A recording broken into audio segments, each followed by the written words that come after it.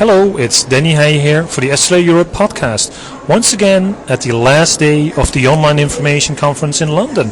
And today I'm joined by Liz Blankson-Hemans. Hi Liz, how are you? I'm very well, thank you, Danny. So we finally got you on the mic.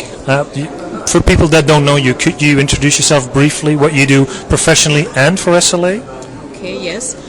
Well, I'm Marketing Director at Dialog, which is part of the Procus family of businesses. I've been with them for 10 years, and that's my professional role.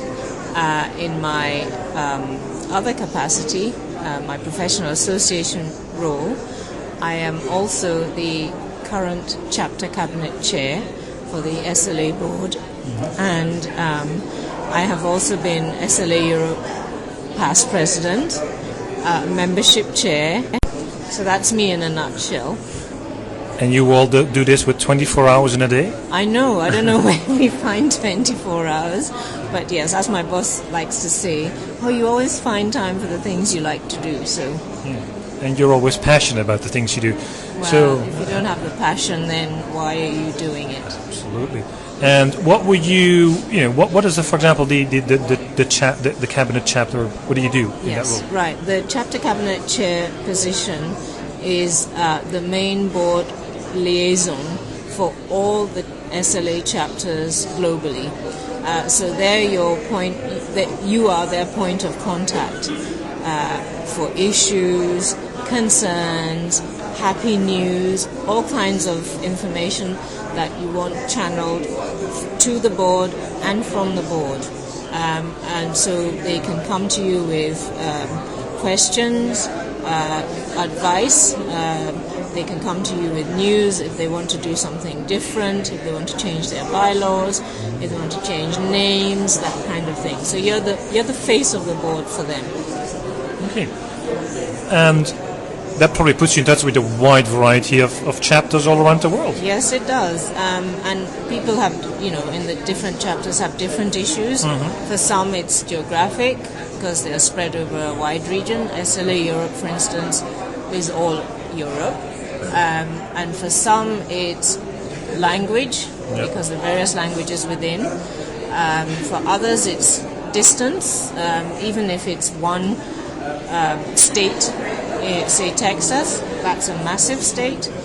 And how do you have meetings? How do you put on events that the critical mass can attend? So questions like this, they ask advice on, they share ideas with each other, people who've done it before, what's good practice, what's not, and that kind of thing. Okay. And besides that, we've just learned that you have a variety of roles in the past in SLA. So if people are thinking about maybe volunteering to do more than just being a member, what's in it for them? What makes you do all of this? Right. Well, I'll answer the question, what's in it for them first. What's in it for you is what you put into it. It's very rewarding in the sense that the effort that you put into it comes back for you tenfold. You have a rich network of contacts. People are always telling me how well connected I am. I didn't even realize it until I start thinking when I need a group of people to interview for a certain topic, I have a rich network to fall on. If I have questions that I want answered in various, whether it's country specific or just wanting to, even if it's personal for travel. Yeah. I can get it. Where to stay, exactly. Where to go. Or even what to do in my spare time. Yeah. I can ask members. But, it's not all just sort of social. It's very rewarding to find that you can have unit level. Yep. So you could, they're always looking for volunteers to put on events, to get the word out among students, if you have connections with students. If you have connections with sponsors, if you want to find speakers, people who do jobs that put them in contact with different types of venues, they can make suggestions, the best places to go at reasonable rates, because as we all know, we don't have endless pots of money. So there's a lot that can be done at different levels.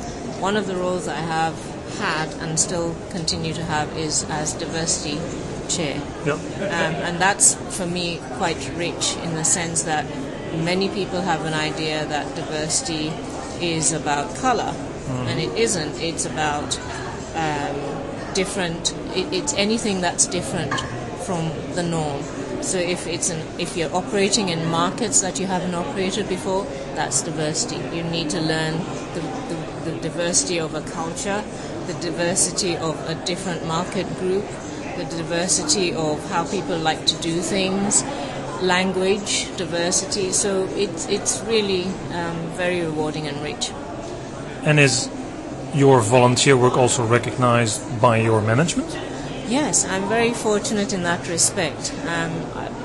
When I first started this job, I used to say that SLA helped me get the job because we're an organization that has very close connections with our professional associations, especially SLA.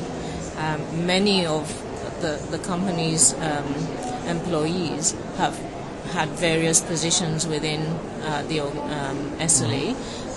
My boss, for instance, Libby Trudell, has been chapter cabinet chair actually before me.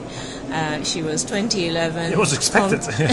Well, not quite expected, but encouraged is the word, and supported, which is really helpful because I do know some professionals who have to do this really in their spare time. So whilst I had my day job, it was still supported. Let's put it that way, and not just by allowing me the time when I needed it to go to conferences and be speaking at various events, but also in kind. They've been very generous with sponsorship for the organization. So. Okay, and just as a last question, if someone was thinking of joining SLA Europe, what's the pitch? What would you tell them? Well, the name itself speaks for itself. SLA is a global organization, and if you want to just focus on Europe, it's Europe. There's a chapter in Europe. It gives you a very broad remit to fall back on. Different countries, as I said, different languages, different types of organizations, all kinds of organizations we have. So if you think of Europe as a diverse... we're diverse. Yes, then that's what you get. You get that whole mix. And it's a good association to belong to. I know I might be biased, but that's it. You've seen different places. Yes. And this is your home. It is my home, and really it's because the world is global these days. So it fits in the work that I do. It fits in the contacts that I have. It's, with the technology that we have, everybody's everywhere at the same time. So, yes, an organization like this with that kind of outlook is the right mix for me. Okay. Liz, I really want to thank you for spending the time with us, and I hope to see you soon. Well, thank you very much, Denny. Will you be able to